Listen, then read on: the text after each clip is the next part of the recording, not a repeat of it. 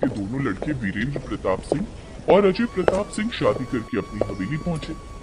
जैसे ही दोनों घर के बाहर पहुंचे वैसे ही पूरा गांव वहां पर इकट्ठा हो गया, क्योंकि उनका बड़ा बेटा वीरेंद्र प्रताप सिंह किसी शहर की लड़की से शादी करके आया था, जबकि छोटा बेटा अजय प्रताप सिंह गांव की लड़की से।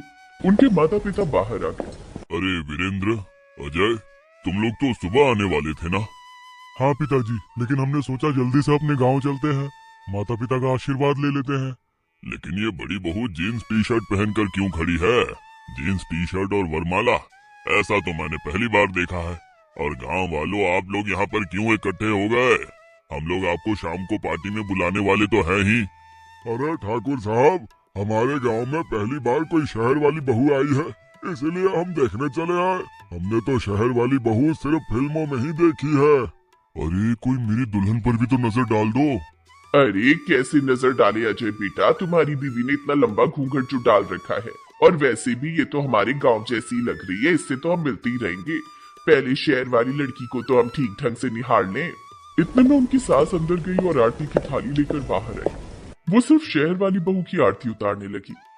मेरे घर आई शहर वाली बहू, आजा आजा बहू जल्दी से आजा, आज से ये हवेली तेरी ही है। बिल्कुल माँ जी, ये हवेली मेरी तो है। माँ, राधिका का भी तो गृह प्रवेश करवाइए, ये भी तो आपकी ही बहू है। हाँ हाँ राधिका बहू, तू भी अंदर आजा। गांव वाले वहां से चले गए। इधर उसकी सास की नजर हमेशा अपनी शहर वाली बहू पर ही टिकी रहती थी। तभी उनके ससुर यानी ठाकुर वीर सिंह ने कहा, पहली रसोई की रस्म तो अदा करनी ही पड़ेगी, या वो भी परंपरा भूल गई भाग्यवान। अरे तो उसके लिए छोटी बहू है ना राधिका, वो सामने रसोई घर है, जा हम सबके लिए खाना बनाकर ला जल्दी से। जी सासू माँ। राधिका रसोई घर में गई और अकेले ही सभी लोगों के लिए खाना बनाकर लाई। सभी को खाने का स्वाद बहुत पसंद आया। वैसे राधिका तुम एक नंबर की गवार हो, लेकिन खाना बहुत अच्छा बनाती हो। तो इस तरह दिन भर उसकी सास शहर वाली बहू की तारीफ किया करती थी। उसे वो कोई काम नहीं करने देती थी, सारा काम राधिका को ही करना पड़ता था। रात में जब पार्टी हुई तो गांव के सारे लोगों ने सिर्फ नेहा को ही गिफ्ट दिए, राधिका की तरफ किसी ने ध्यान तक नहीं दिया। उसका पति अजय इस बात से बहुत क्रोधित हुआ।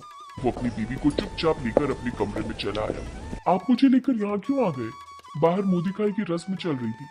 तुम बहुत भोली हो राधिका, वहाँ तुम पर कोई ध्यान ही नहीं दे रहा था।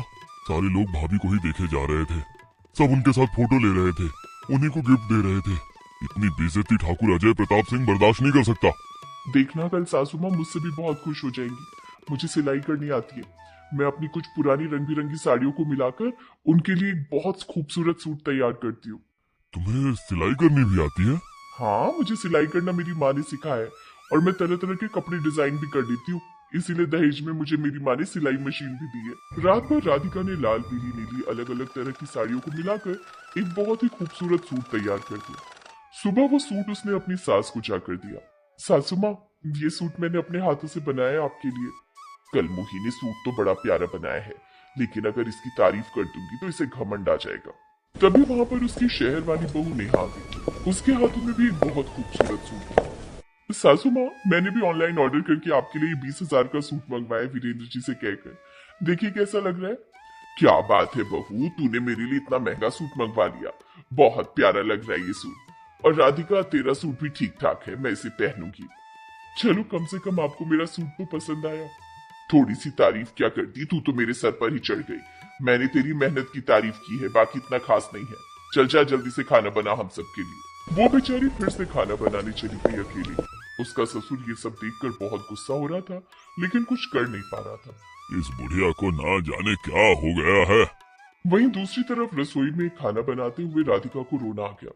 मैंने रात भर मेहनत करके सासू माँ के लिए इतना खूबसूरत सूट बनाया और उन्हें पसंद भी नहीं आया। क्या गांव की लड़की होना पाप है? उसके ससुर ने उसे रोते हुए देख लिया, लेकिन कुछ बोला नहीं।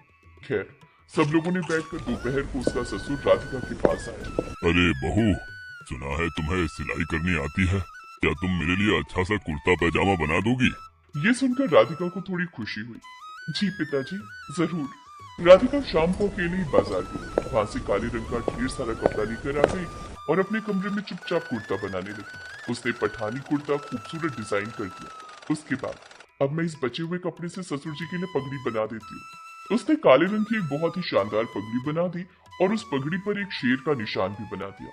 रात में जब दोनों भाई काम से लौटे तब तक कुर्ता बनकर तैयार हो गया। उसने खाना खाते समय सबके सामने वो कुर्ता अपने ससुर को गिफ्ट किया। पिताजी, आपका कुर्ता बनकर तैयार है। इस कुर्ते के साथ सींग वाली पगड़ी भी है। क्या बात है बहू, काले रंग का पठानी कुर्ता और वो भी इतना अच्छा बना दिया तूने। मैं कल सुबह पहनकर पूरे गांव में घूमूंगा, फिर देखना लोग खुद तारीफ करेंगे, मैं नहीं करूंगा। ससुर जी, इतना भी अच्छा कुर्ता नहीं बना दिया इसने। ये तो एक नंबर की गवार है, इसको फैशन के बारे में क्या पता। मेरी बड़ी बहू जो भी कहती है कड़वा कहती है, लेकिन सच होता है। इसीलिए तो मैंने अभी इस कुर्ते की ज्यादा तारीफ नहीं की। कल जब सुबह ये कुर्ता और पगड़ी पहनकर बाहर निकलूंगा तब देखूंगा गांव वाले इसकी तारीफ करते हैं या नहीं।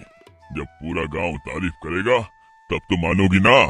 ये सुनकर बड़ी बहू और उसकी सास ने मुंह बना लिया, लेकिन अजय को थोड़ी खुशी हुई अपने पिता की बातों पर। अगली सुबह ठाकुर वीर प्रताप सिंह ने वो पठानी कुर्ता पहना और पगड़ी पहन ली।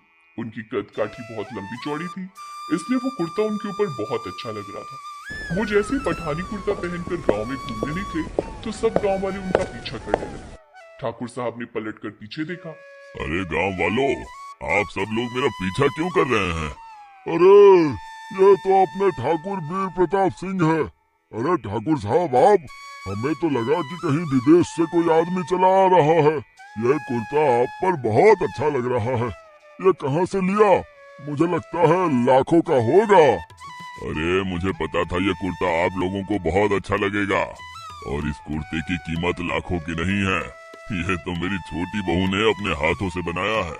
वो 500 का कपड़ा लेकर आई थी, उसी से ये बना दिया उसने। तभी वहां पर ठाकुर वीर प्रताप का पूरा परिवार आ गया। देखा तुम लोगों ने, हाँ? पूरा गांव इस कुर्ते की तारीफ कर रहा है। राधिका, सच में तुमने बहुत अच्छा कुर्ता बनाया है। तो ऐसे ही धीरे धीरे वक्त बीतता रहा। घर के अंदर उसकी सास सिर्फ नेहा की तारीफ करती थी, उसके फैशन की तारीफ करती थी। उससे कोई काम भी नहीं करवाया जाता था। घर का सारा काम अकेले राधिका ही संभालती थी। फिर एक रोज पूरे गांव वाले ठाकुर साहब की हवेली पर इकट्ठा हो गए। ठाकुर साहब, बहुत गर्मी पड़ रही है। गेहूं की फसल काटने का समय आ गया है। हर साल जब भी गांव की फसल कटने की बारी आती है तब आप गांव में बहुत अच्छा प्रोग्राम रखते हैं। इस बार कोई प्रोग्राम करने का इरादा नहीं है क्या? गांव वालों, मैंने प्रोग्राम का पूरा इंतजाम कर लिया है, और इस बार तो एक बहुत बड़े मंत्री जी भी आने वाले हैं। बहुत बड़े बड़े व्यापारी भी आएंगे। तो इस तरह प्रोग्राम की तैयारी होने लगी। ठाकुर वीर प्रताप ने अपनी दोनों बहुओं से कहा, छोटी बहू और बड़ी बहू, उस प्रोग्राम में बहुत बड़े बड़े कपड़ों के व्यापारी आ रहे हैं। तुम दोनों में से जिसका भी फैशन उन्हें अच्छा लगेगा उसे वो अपनी कंपनी का ब्रांड एम्बेसडर बना लेंगे और महीने का लाखों देंगे। वो मेरी बहुत इज्जत करते हैं, इसलिए तुम दोनों में से ही कोई जीत सकता है वो कंपटीशन। फैशन के मामले में तो मुझे कोई टक्कर ही नहीं दे सकता। बिजनेसमैन को कैसे इम्प्रेस करना है, बड़ी कंपनी को कैसे इम्प्रेस करना है, ये मुझे अच्छी तरह आता है, क्योंकि उन्हें लटके झटके भी दिखाने पड़ते हैं। ये सब आपकी गवार बहू को बिल्कुल नहीं आता होगा। राधिका ने बाजार जाकर कुछ सस्ते हरे रंग के कपड़े खरीदे और कुछ हीरो की तरह चमकने वाले मोती भी खरीद लिए। ये सब मिलाकर उसने अपने हाथों से एक ऐसी ड्रेस डिजाइन की कि अगर उसका पल्लू हटा दो तो वो एक डिजाइनर ड्रेस बन जाती, और अगर पल्लू डाल लो तो खूबसूरत साड़ी बन जाती थी। क्या बात है राधिका, मुझे तो यकीन ही नहीं हो रहा कि तुम ऐसा भी कुछ सोच सकती हो। खैर, पार्टी वाली रात आ गई।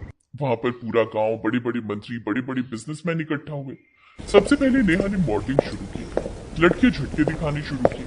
उसके बाद राधिका अपनी वही ड्रेस पहनकर बहुत ही साधारण तरीके से चलकर आई। पहले तो वो ड्रेस साड़ी लग रही थी, लेकिन जैसे ही उसने पल्लू हटाया वो एक मॉडर्न सूट जैसा लगने लगा। ये देखकर सभी बिजनेसमैन और गांव वाले खड़े हो गए। मैंने ये कंपटीशन गांव में इसलिए रखा क्योंकि मुझे लटके झटके नहीं देखने, मुझे कुछ यूनिक देखना था। मिस नेहा, आपने जो ड्रेस पहनी है ये मैं कई जगह देख चुका हूँ। इसका मतलब ये ड्रेस कहीं ना कहीं से आपने खरीदी है। लेकिन मिस राधिका, आपने जो ये ड्रेस पहनी है ये बिल्कुल नया आइडिया है। ये साड़ी भी है और सूट भी। ऐसा कॉम्बिनेशन मैं आज तक नहीं सोच पाया। आज से तुम मेरी कंपनी की ब्रांड एम्बेसडर हो। राधिका को जीतता हुआ देखकर उसका पति और ससुर बहुत खुश हुए। गांव वालों को भी अपनी गलती का एहसास हुआ और उसकी सास को भी। उसे रहने के लिए बंगला भी मिल गया, लेकिन फिर भी वो अपने परिवार के साथ हवेली